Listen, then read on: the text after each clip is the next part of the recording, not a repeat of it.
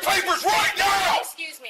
I'm a licensed pharmacist. I work here. I don't care what you claim to be! Show me your identification and proof of citizenship! Officer, I'm an American citizen. I was born in Houston, Texas. This is harassment. At 3:07 in the afternoon, under brutal Phoenix heat, two officers walked into a small neighborhood pharmacy on what they called an anonymous complaint. It should have been a quick conversation, verify a basic concern, talk to the owner, and move on. Instead, it turned into a confrontation so aggressive and so legally reckless that it ended with a $15.9 million civil rights verdict. This wasn't your typical body cam story. It wasn't about someone yelling or running or doing something suspicious. It was about a black medical professional standing behind her own counter in her white coat with her credentials displayed, being treated like she needed to prove she belonged in her own country. And the most shocking part? The officer didn't just imply it, he said it out loud. He demanded papers. Before we get into it, drop a comment with where you're watching from. And if you want more real stories like this, where cameras expose what people usually get away with, make sure you subscribe because this escalates fast. Dr. Vanessa Mitchell wasn't the kind of person you expect to see in handcuffs. She was a pharmacist with 15 years of experience, the kind of professional who spends her days helping elderly patients understand medications, catching prescription errors, and keeping a community healthy. Born and raised in Houston, Texas, she had built a life around responsibility, licensing standards, and spotless credibility. She also had something most people don't have when authority figures overstep. She understood the basic rules of the Fourth Amendment, and she knew how to stay calm while saying no.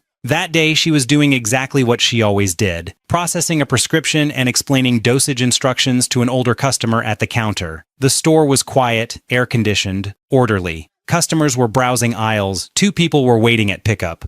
Normal life. Then the bell on the door chimed and the tone of the room changed. The officer walked straight toward the pharmacy counter with his hand on his belt, posture rigid, voice loud enough to stop conversations mid-sentence. He pointed directly at Dr. Mitchell and interrupted her while she was still assisting a patient. She didn't snap back. She finished helping the customer first, because that's what professionals do, then turned and asked calmly how she could help. That's when he made his demand. He told her he needed to see identification and documentation proving she was authorized to work in the country. No greeting, no explanation beyond a vague report. No attempt to speak to the owner first. Just an immediate demand aimed at the woman behind the counter. Dr. Mitchell stayed composed. She explained she was a licensed pharmacist and that her credentials were visible behind her. Her tone wasn't hostile. It was measured, like someone trying to de-escalate while still protecting herself. But the officer waved off her professional credentials like they were meaningless. He repeated the demand, doubling down, government-issued ID and proof of citizenship or legal residency. Now the customers weren't just listening, they were frozen. You can feel the temperature of the room shift because in America there's a particular kind of threat hidden inside the word he used next. Papers. Dr. Mitchell didn't match his aggression. She matched his assumption with clarity. She told him she was an American citizen born in Houston, Texas, and then she asked the question that forces every unlawful stop into the light. What specific crime am I being accused of? The officer's answer was basically, not a crime yet. This was just a routine verification based on a complaint. And then he used the line that always sounds reasonable until you think about it for 2 seconds. If you have nothing to hide, you shouldn't mind showing me your papers. That's the moment Dr. Mitchell's voice sharpened. Not louder, not out of control, but firm with the weight of history behind it. She repeated the word papers back to him, and she made it clear she understood exactly what that word means when it's aimed at a black American. Then she laid out the boundary. The Fourth Amendment protects people from unreasonable seizures, and being detained and forced to produce identification without reasonable suspicion is exactly that. If he couldn't articulate a specific crime he suspected her of committing, he had no legal authority to demand what he was demanding. You can almost hear the power dynamic flip right there. Because most people don't talk like that during an encounter. Most people get scared. Most people comply just to end it. Most people don't force an officer to justify himself in real time, in front of witnesses, on multiple cameras. And that humiliation, an authority figure being told no with legal reasoning, often triggers the next phase.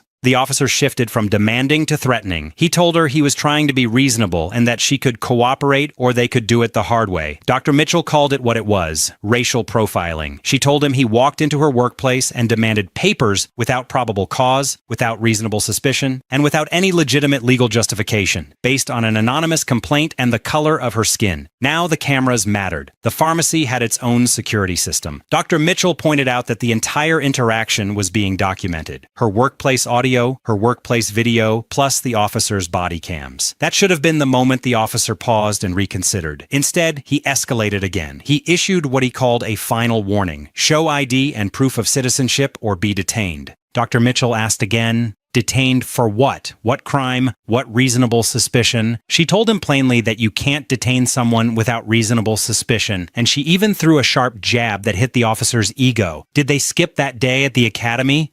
That was gasoline on a fire?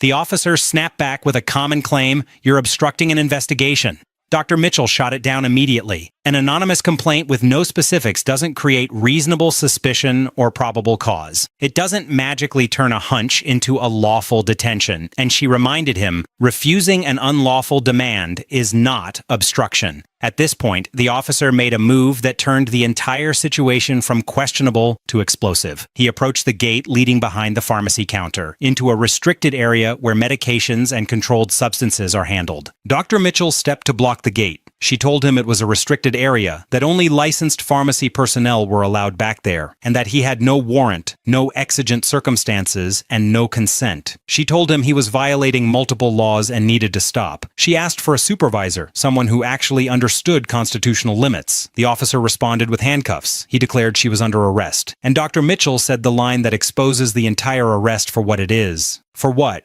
For asserting her constitutional rights, for refusing an unlawful order, for not submitting to a demand that had no lawful basis. The officer forced his way through the gate and grabbed her arm. The store watched. Customers backed away. Someone near the entrance looked horrified. Dr. Mitchell, still in her white coat, was being arrested in her own workplace. Then came the part that makes this story almost unbearable. The officer ordered his partner to search her purse for identification. The partner hesitated and mentioned consent or a warrant, an instant sign that even she knew this was going sideways. But the search happened anyway, and inside the purse, the partner found exactly what Dr. Mitchell said she had all along: a Texas driver's license, a U.S. passport card, and other professional documentation consistent with a legitimate medical professional. The partner quietly said it. She's American, born in Houston, like she said. For a brief moment, doubt flickered. And then the officer did the thing that turns a mistake into a scandal. He didn't stop. He didn't uncuff her. He didn't apologize. He ordered them to process her anyway. They walked her out past the customers, past the cashier who looked like she might cry, and into the heat of the parking lot. The officer shoved her into the back of a patrol car with more force than necessary. Inside that car, sweating, cuffed, humiliated, Dr. Mitchell looked directly toward the body cam and delivered a statement that sounded like it was meant for a jury, because one day it would be. She stated her full name, her profession, her birthplace in Houston, Texas, that she had never been arrested and had committed no crime. She named the officer, identified the unlawful demand for citizenship papers without probable cause or reasonable suspicion, and said clearly what this was: racial profiling and a violation of constitutional rights. In the front seat, the partner told the officer what everyone watching was thinking. This was bad. They didn't have reasonable suspicion. The stop was unconstitutional. Arresting her for asserting her rights was going to be a problem. And still, they drove her to the station. At the precinct, she was booked on charges like obstruction and failure to provide identification during what the officer called a lawful investigation. A booking officer questioned the logic. The questions got sharper. What evidence did you observe? What reasonable suspicion did you have? An anonymous complaint with no specifics doesn't create reasonable suspicion. You know this. But the paperwork went through anyway. Dr. Mitchell was fingerprinted, photographed, and placed in a holding cell. She sat with the reality that her professional reputation, her license, her career, her standing in the community could be damaged by nothing but an officer's ego and assumptions. She was held for hours, then released. And when most people would just try to survive the embarrassment and move on, Dr. Mitchell decided something different. She fought. Within days, she met with Civil Rights Council. Requests went out for body cam footage. The pharmacy provided its own CCTV footage with multiple angles and audio. And once attorneys and reviewers saw the complete picture, what was said, what was demanded, what was done, the case became exactly what the officer feared: undeniable. The criminal charges were eventually dropped. But by then, the damage had already been done. And dropping charges doesn't unhumiliate someone. It doesn't erase the arrest. It doesn't undo the message sent to every customer who watched. watched, that even a licensed black professional can be treated like a suspect first, citizen never. So a federal civil rights lawsuit followed. And here's what made it different. The case wasn't built on vibes or opinions, or he said, she said. It was built on recordings, body cams, store cameras, clear audio, clear escalation, clear lack of legal basis. A settlement offer reportedly came early, and it was small, insultingly small compared to the scale of what happened. The case moved forward toward trial, and when a jury saw the footage, the reaction wasn't complicated. It was human. People cried. People got angry. People recognized the moment papers was demanded for what it was, a kind of policing that treats citizenship like something certain Americans must constantly prove. After deliberations, the verdict landed like a hammer. $15.9 million.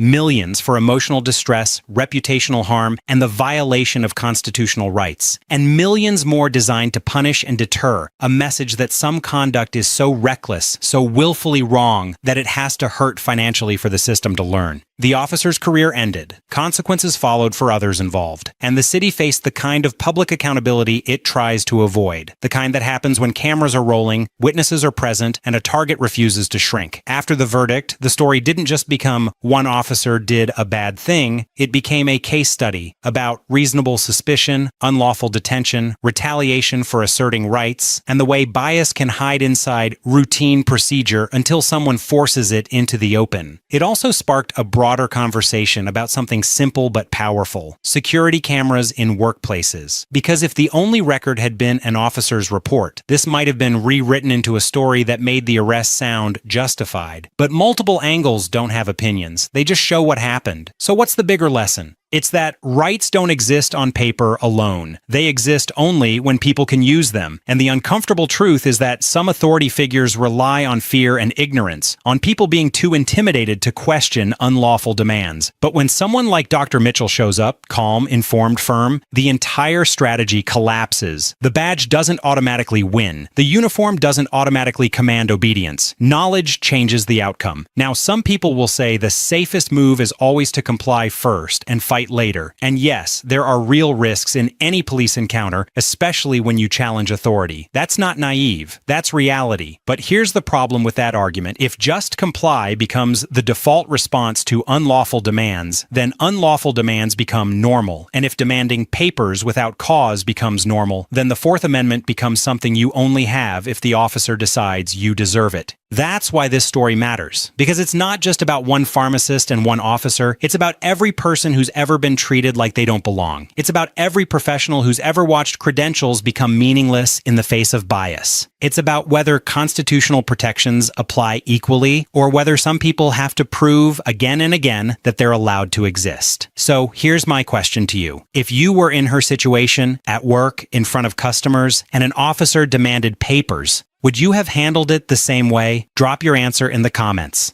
And if you learned something from this, about the Fourth Amendment, about reasonable suspicion, or about how quickly a routine check can become a life-altering event, make sure you subscribe for more stories where the cameras tell the truth.